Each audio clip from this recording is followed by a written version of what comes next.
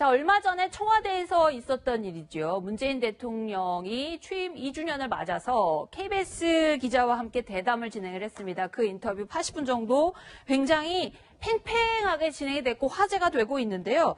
자, 김태현 변호사님, 그거 보셨습니까, 일단? 아, 봤죠. 당연히 보셨겠죠. 네.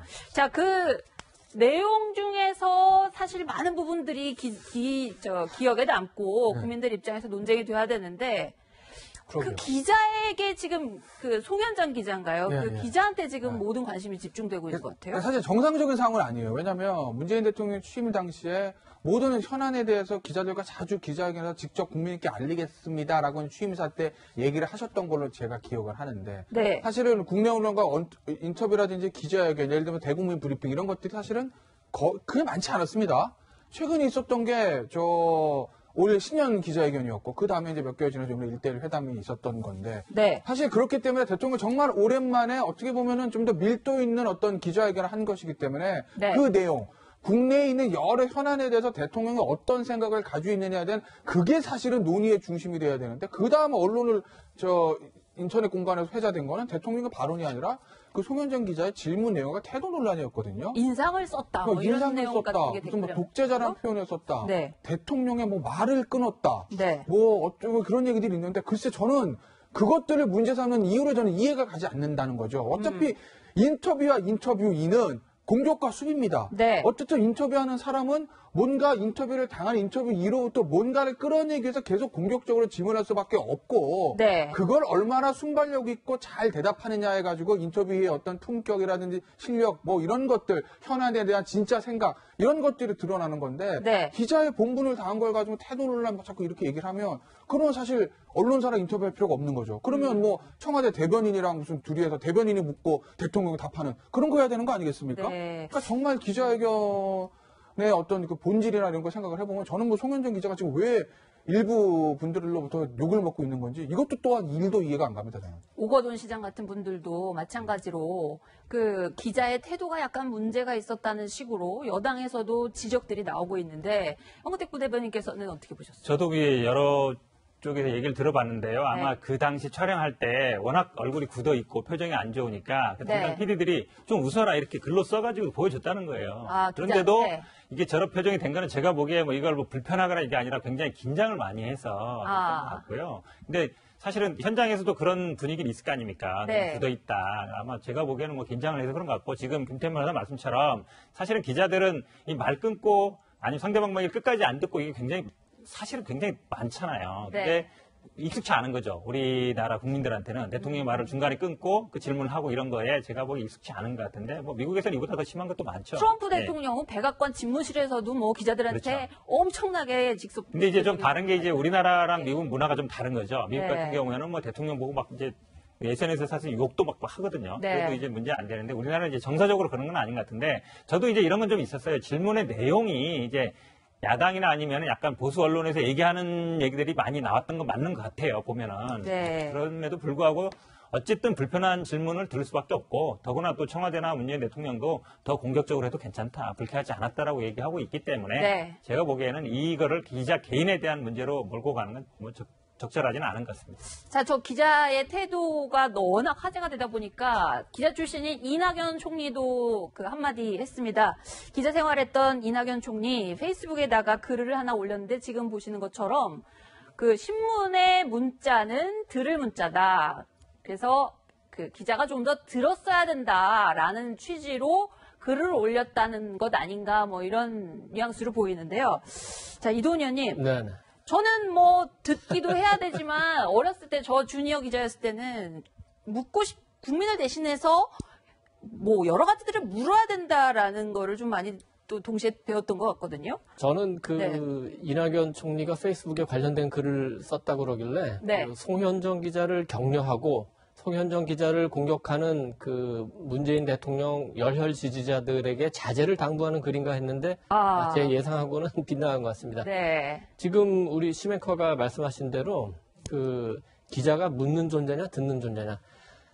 물론 그 들을 문자를 쓰는데 들을 문자의 주체는 기자가 아니라 독자입니다. 독자들에게 새로운 소식을 들려주는 게 신문이에요. 네. 독자들에게 새로운 소식을 들려주려면 기자는 질문을 해서 그 답변을 듣고 전해줘야 되겠죠. 네. 새로운 소식을 들으려면은 질문이 굉장히 날카롭고 때로는 좀 거칠 수도 있겠죠. 네. 그 중국에서 그 천안문 사태가 한창일 때 대자보가 많이 붙지 않았습니까?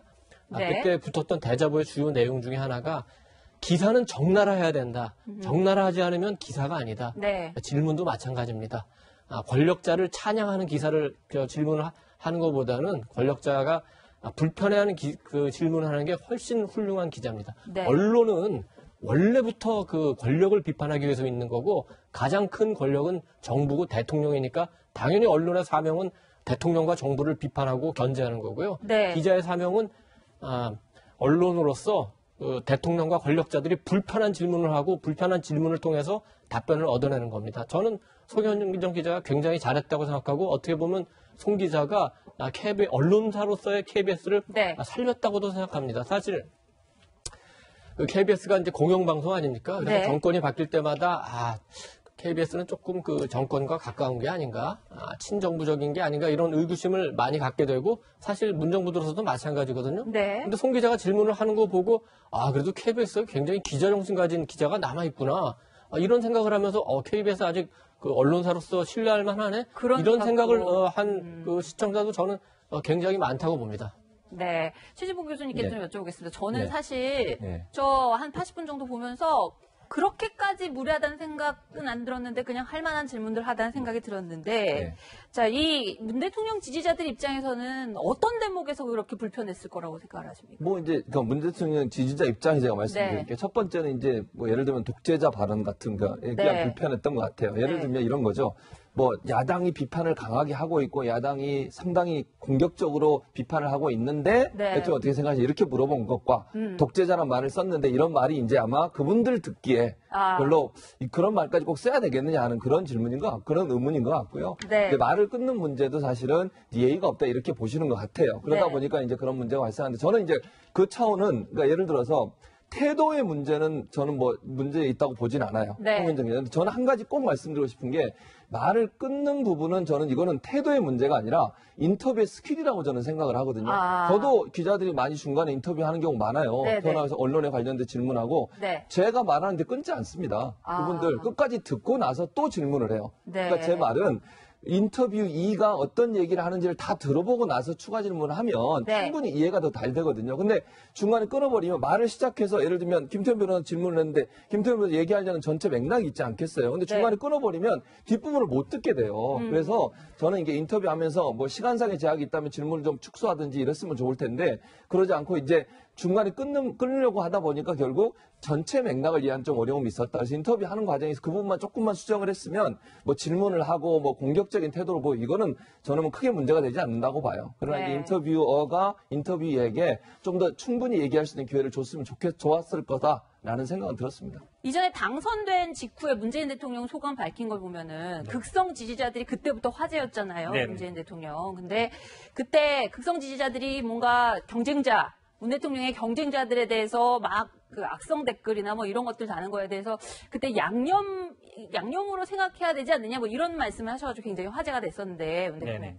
조금 더 기자들하고 뭐 저렇게 한 사람하고 인터뷰하는 게 아니고 자주 소통할 기회를 가지면 안 되는 겁니까? 그렇죠. 뭐 자주 네. 가지면 아마 이런 오해는 좀 덜 받을 것 같은데요. 네, 그런 그러니까 것 같습니다. 근데 네. 이제 또 그 당시에 이제 그런 문재인 대통령 지지자들이 열렬 지지자들이 있는데 이분들을 좀 뭐 자제시켜달라 이런 것도 어찌 보면 그렇게 얘기해서 될 건 아니거든요. 그렇게 스스로 얘기해서 될 자발적으로 하는 것도 거기 아니죠. 때문에 네. 그래서 이제 그 당시에 뭐 양념 얘기라보다는 이제 자발적인 지지하는 분들을 내가 뭐 어떻게 하라 말아라 말을 못하는 거다 이런 취지였던 것 같고요. 네. 내가 보기에 이런 면도 있는 것 같아요. 이게 아마 이제 기자를 그러니까 그러면 이제 그전 정부에 있을 때는 왜 그랬느냐, 왜 그럼 다소곳이 있다가 어떤 사진도 돌고 그랬잖아요. 네. 왜 이렇게 공격적으로 하냐 얘기하는데 저는 오히려 그전은 약간 좀 비정상적인 상황이었다. 그러니까 언론의 자유가 더 확대된 측면이다. 실제로 네. 언론 자유 지수도 보면 약간 올라가는 면이 있거든요. 그러니까 언론이라는 게 어떻게 뭐 정부에서 아니면 이렇게 통제할 수 있는 방안이 아니잖아요. 저는 오히려 이렇게 자유롭게 묻는 모습이 또 언론의 우리가 자유가 더 신장되는 모습이다. 이렇게 보는 게 맞는